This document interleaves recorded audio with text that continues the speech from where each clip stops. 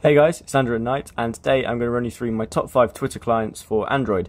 Now, each of these are slightly different. The one I do use the most, I'm going to say it straight from the off, is Feelon Pro. I think this is the best Twitter app at the moment for Android. However, all 5 of these have got different features. Some of them are pretty unique, and they're all definitely worth a look. So the first one is Carbon for Android, which sort of rose to notoriety because it took so long to release. But actually, when it did release, a lot of people were very pleased with it. Some people weren't so pleased. I was sort of in the middle. I used it for a while, and I still think it's a pretty solid contender to be your everyday Twitter app.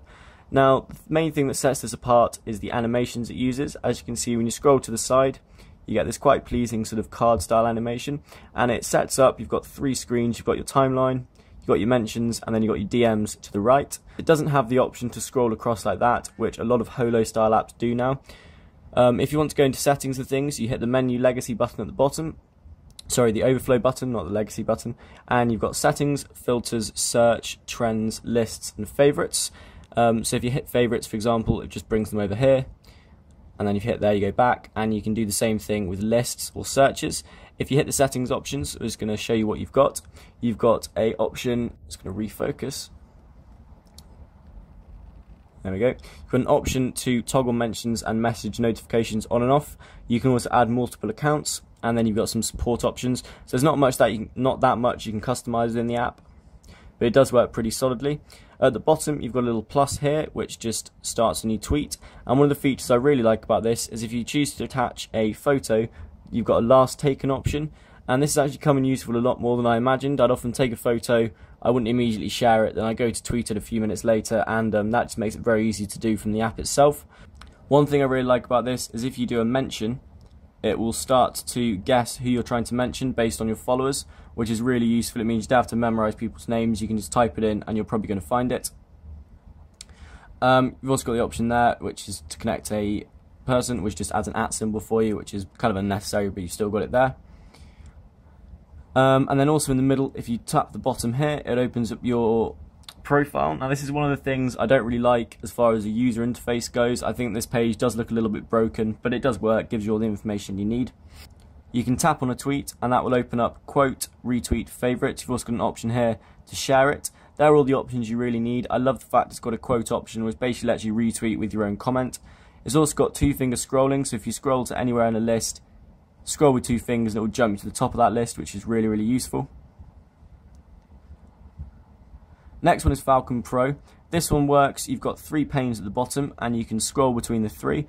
By default you can't scroll between the 3, but if you go into the settings it lets you do it. You can also tap at the bottom here to go to your 3, your timeline, your mentions and your DMs. There's also an option here to compose, so we'll hit compose. You can attach a picture, you can take a photo directly from the camera, and you can also add your location. Similarly to Carbon, if you start typing a name, it will guess who it thinks you're trying to talk to, which is again really, really nice and something that I really do need in an everyday Twitter client. I can't be bothered memorizing every single person's name when I want to tweet them. If you tap a tweet, you get the options to reply, retweet, favorite. You can also hit here, and then you can share it. Also, if you tap retweet, you've also got the option to quote. If you hold down on the tweet, you get all those options straight from the go without opening it, which is again quite nice.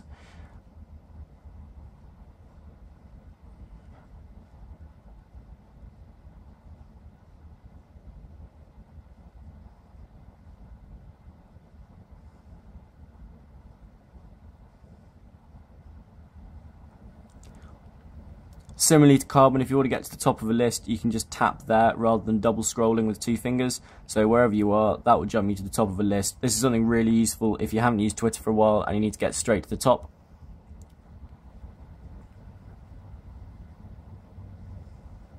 Now this does take use of the sort of holo style drawer on the side.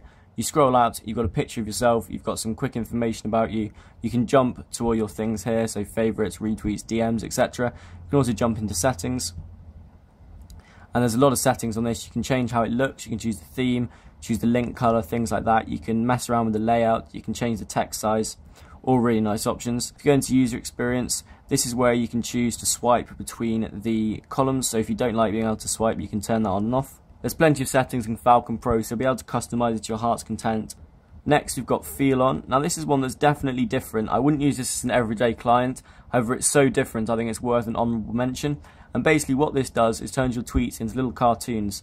Now, sometimes they're not great. Sometimes they're actually pretty good. So, for example, here it says listening to a commentary, and you've got a bloke in headphones. Here, not really anything relevant in that one.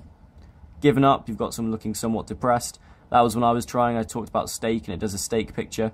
Someone enjoying a beer, and you've got a picture of someone drinking. So you can see it makes sort of little cartoons that are supposed to be aware with what's in the tweet, and they work quite well. It's a bit of fun. I wouldn't use this, as I said, as an everyday client.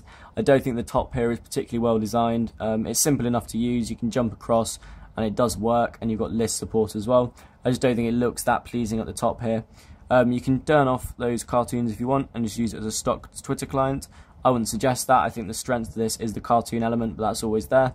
Hit here, you can compose an instant tweet, which just the ones that are preloaded. And if you go to the one next to it, you can do a normal tweet. You can attach your own cartoon to that. So that's the one I've used before, the steak one. You've got a bunch of options to choose from. Bunch of options to choose from to attach to your tweet. And these just shows an image unless someone is using the same client as you, then they will show as it shows here. So this is just a really interesting one that you probably won't use every day, but it's definitely worth a look at.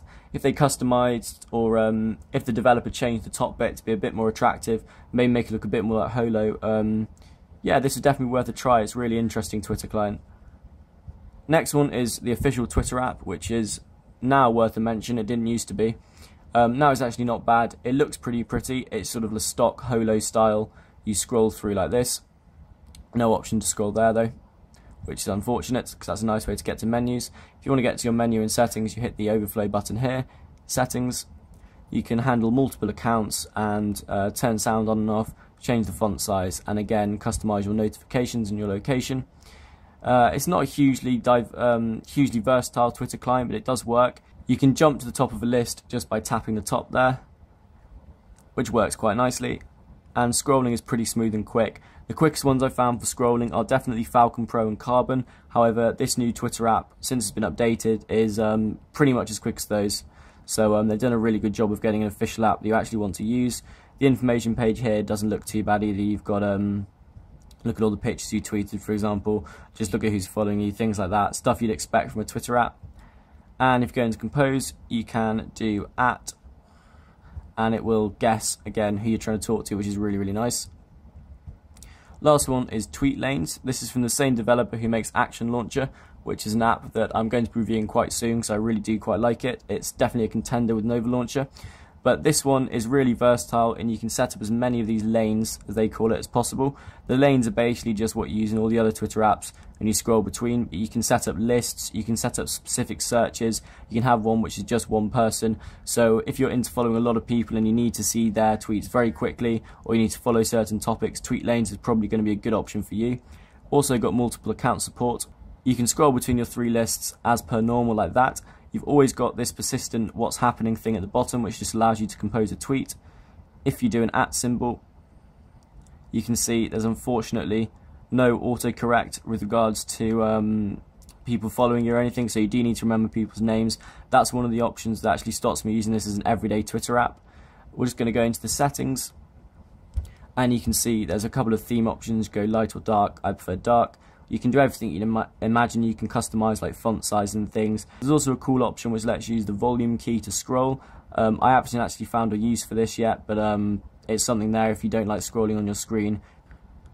As in the other apps, tap on the top of a timeline or your mentions and it will jump you right to the top. You can probably see the scrolling on this is a little bit slower than on some of the other apps. It goes through phases of being really quick and then phases of being not quite as quick. It's not awful, but it's definitely not the quickest one out there. However, as I said, the versatility and I think also the look, this is one of the prettier ones, definitely make this a contender for the best Twitter app for Android.